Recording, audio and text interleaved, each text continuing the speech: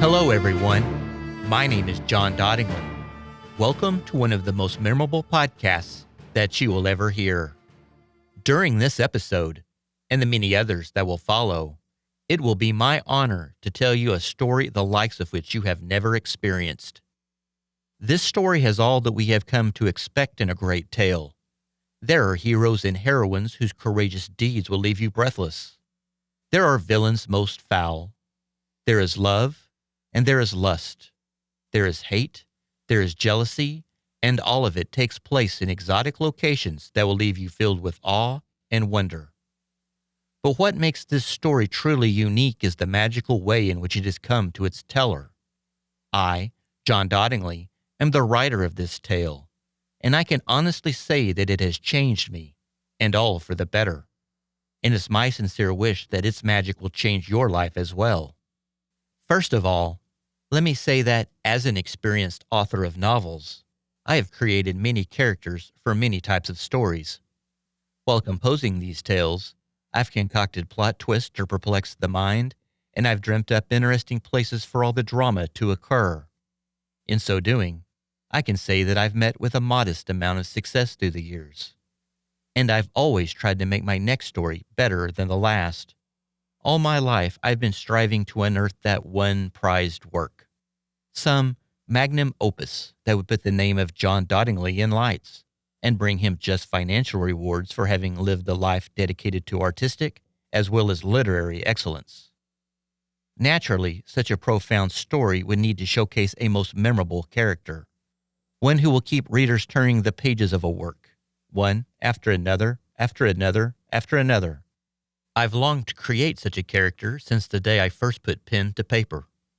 In my most recent book, I thought I had managed to do that very thing in Marissa Bonifay, a young witch who hails from a fictional realm known as the Kingdom of Malaconth. This land is located on a planet far from Earth, somewhere on the other side of the cosmos. In Malaconth, magic reigns. In addition to witches, there are wizards and prophets and priestesses and demons within its domain. There's religious intrigue, as well as class and social struggles that have endured for millennia. And, right at the center of it all, stands my fictional character, Marissa Bonifay. But, as it turns out, Marissa Bonifay isn't fictional at all. Nor are the wizards and prophets who inhabit her homeland. Nor are the events of her story. As I had worked to pen what I had thought to be a piece of fiction gloriously concocted on my part, what I was in fact doing was documenting the early years of a real-life woman who had come of age on a planet in some distant corner of the universe. In short, Marissa the Witch had bestowed this story upon my consciousness by means of her magic and sorcery. Now, I know what you're thinking. Jon, you are stark raving mad if you think some witch from across the cosmos is using you as a medium for some mysterious literary purpose. And, given the audacity of my claim, I would gladly accept this argument if I had been led to believe that Marissa was still in Malaconth, this land of witches and wizards and demons. But she's not in Malaconth. She's here, on Earth, among us. Even now as I speak these words and as you are listening to them, I know this is true because I've met her. Allow me to explain. I had just finished what I had assumed to be the first installment of this saga, and I needed a title for it, as well as one for the series itself. So I did what I always do when I need to get away and spend some time deep in thought. I went to Starbucks. Maybe that sounds a bit cliché, but coffee shops are where I do my absolute best thinking. So there I was, sitting at one of their little tables with a pencil in hand and a notepad in front of me. And, thankfully, over the course of only a single chocolate chai, I had my title. I would call the first installment of my masterpiece Slices of Midnight. As for the overall series, I would go with the Black Craft Saga. Catchy, eh? Pleased with myself, I reached down to retrieve my backpack from the floor in preparation of leaving, when, to my utter amazement, I looked up to behold the heroine of my story sitting across the table from me. It was Marissa Bonifay, in the flesh. I recognized her immediately from my mind's eye, even though she was dressed as any typical American would be on a typical American morning, wearing jeans, a t-shirt, as well as a pair of sunglasses that were perched atop her head. She even had a piping hot Starbucks latte in hand. I'll never forget that moment. I was speechless, and I must have appeared as dumbfounded as I felt, because Marissa's lips curled up in that same wry grin that I had envisioned so many times in my mind, and she said, "So, Jon, I hear you have a story to tell." I nearly fell out of my chair. Then I went from being a speechless idiot to being a babbling fool, trying to say 1,000 words at once. My mind was filled with marvel. So many questions were running through my head. Finally, I settled on just one. "Is your name Marissa Bonifay?" I asked. "It is," she replied, "and your name is Jon Dottingly. It's good to finally meet you, Jon." Then she proceeded to allay my fears.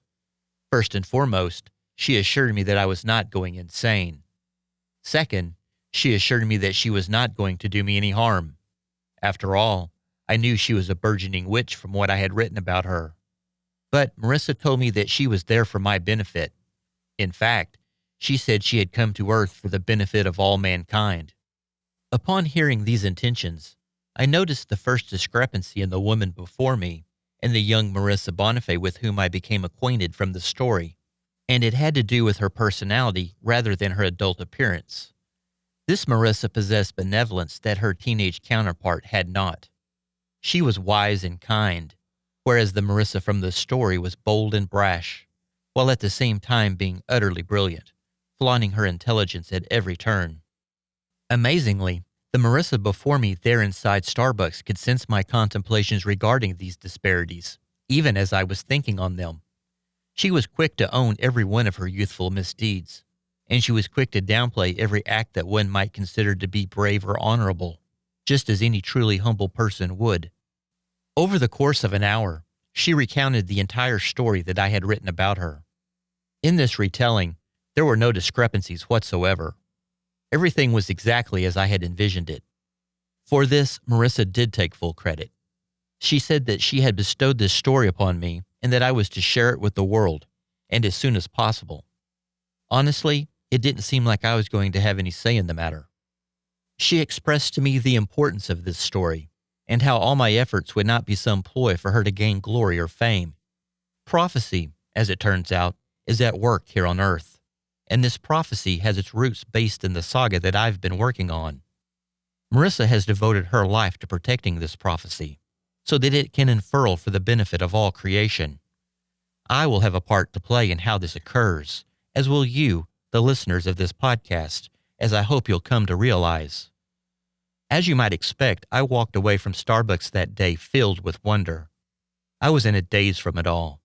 In the span of an hour or so, my world changed forever, for Marissa Bonifay had stepped into my life.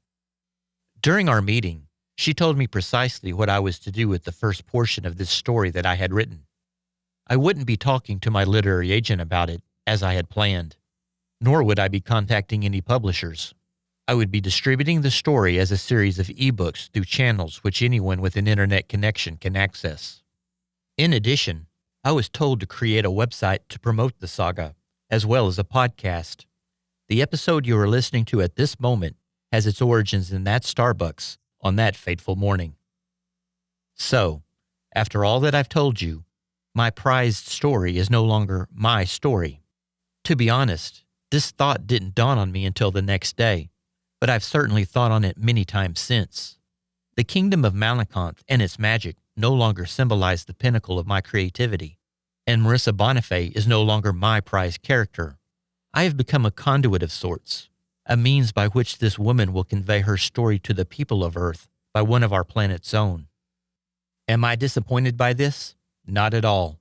This story is far bigger than me, and from what I'm learning, it's far bigger than even Marissa Bonifay. If all the work I've done in my life to become the best writer I can possibly be has prepared me to document these events and nothing else, then so be it. I can think of no greater honor than to wield the pen for this story, this cause, this prophecy.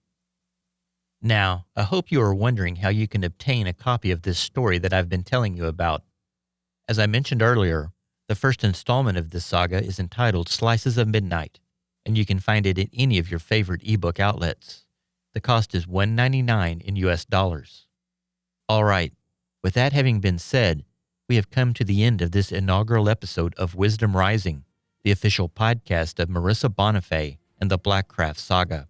Thank you for listening, and I hope you join me next time when I plan to go into much greater detail about Marissa Bonifay, her life, and her mission on our planet. Just how long has this witch been living on Earth? The answer will astound you, so please visit again soon to find out. Speaking for Marissa Bonifay, this is Jon Dottingly. Until next time, be wise.